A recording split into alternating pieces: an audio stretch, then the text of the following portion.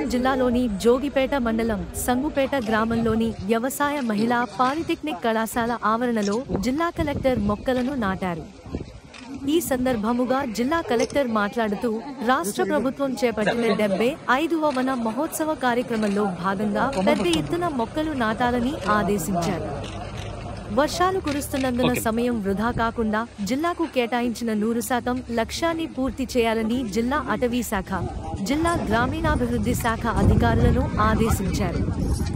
Avenue plantation, community plantation, block plantain, ప్రభుత్వ సంస్థలలో మొక్కలు పెద్ద ఎత్తున నాటాలని, పాఠశాలల్లో మధ్యాహ్న భోజనం కోసం ఉపయోగపడే విధంగా మునగ, చింతపండు, కరివేపాకు తదితర మొక్కలు నాటాలని, రైతులకు కావలసిన ఉద్యానవన పండ్ల తోటలకు సంబంధించి రైతులకు కావలసిన మొక్కలు నాటించాలని సూచించారు.